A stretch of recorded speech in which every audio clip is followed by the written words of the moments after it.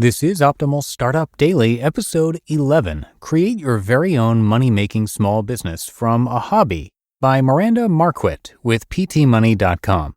And I am Dan, I'm your personal narrator here on the show, and this is where I read to you from some of the best business blogs on the planet. And today's post comes from PT Money, not from Philip himself, but from a contributor on the site, Miranda Marquit, and I'm going to tell you about her and about PT Money right after the reading. So for now, let's get right to her post as we optimize your life. Create Your Very Own Money-Making Small Business from a Hobby by Miranda Marquit with ptmoney.com. What do you like to do in your spare time? Do you have a hobby? If so, chances are that your hobby costs money rather than bringing money in. But it doesn't have to be that way. If you have a hobby and a little creativity, you might be surprised at the way you can earn money from something you do for fun. Many just look for ways that a hobby can pay for itself. A little extra income can go a long way in justifying your hobby to yourself and your financial situation. In some cases, it's possible to turn your hobby into a side hustle that earns a little extra for the family budget, or even into a full-fledged business. The internet has made it possible to work from home in a number of cases, turning your hobby into a moneymaker that you can manage as a home business. From hobby to small business idea. Your first step is to take a step back and look at how your hobby might be able to make you some money. You love doing it, whatever it is, and you do it anyway, so consider how others might view it. Could it be seen as a skill that others would pay to learn? Can you make something that others might want to purchase? If you enjoy fly fishing and tie your own flies, you could make extras and sell them to other enthusiasts. If you know your local area, look into becoming a guide. My uncle made money as a river guide for years, subsidizing his love of rafting quite nicely.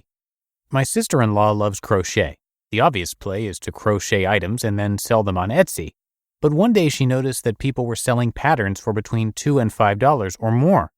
Now she has a regular, albeit modest, income stream from her own unique patterns, since the download can be sold over and over again to different buyers rather than just once. If you enjoy cooking, you could sell your services as a personal chef, or help others learn to prepare meals in advance and freeze them for quick, healthy meals. I know someone who provides consulting services for those looking to start gardens and then preserve, through bottling or drying, what they grow. There are a number of opportunities for freelance writers, computer programmers, app developers, graphic designers, and others who like to tinker around in their spare time. Photography lovers can take photos and earn royalties by offering their work on stock photo sites or by charging for photo shoots. Even scrapbooking can be a great hobby that earns money. I don't scrapbook, but if I wanted a scrapbook, I know someone locally who could put one together for me using my pictures for a reasonable price. With a little creative application, it's possible to see ways that your hobby might be monetized. Of course, that's the easy part. Once you know what you're going to do and how it might provide you with an income, then comes the hard part, selling yourself. Marketing your small business services. Once you know that you want to try to make money from your hobby, you need to come up with a marketing plan. My sister-in-law decided to try to monetize when she realized that she had a pile of crocheted items and nowhere to put them. She began selling on Etsy, and then, from there, began developing her own patterns. However, not every hobby comes with a built-in marketplace that you can tap into to sell your wares. It becomes especially difficult if you're selling services rather than actual merchandise. However, you do have options. 1. Word of mouth. Let people know that you're offering your services on the side. You don't need to batter people over the head with your attempt to monetize your hobby, but you can mention it in conversation. If your cousin is lamenting that she can't find a reasonably priced wedding photographer, let her know that you have a business and you could take care of it for her at a reasonable price. Sometimes just letting your network know is enough, and they can mention you to friends who might benefit from your services. 2. Social media. This is heavily related to word of mouth. You can add your skill or services to your social media profile. Create a Facebook page to help you get the word out. If appropriate, post pictures of your latest creation, whether it's a wood carving, a dinner, or a video you created for your friend's wedding. 3. Blogging. Blog about your interest. One way to draw eyes to your skills and abilities is to start a blog. Your blog doesn't need to be all self-serving.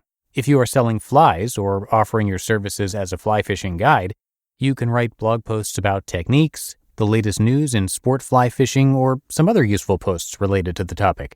Make your blog relevant and interesting, and you have the potential to draw more people to you. 4. Local advertising.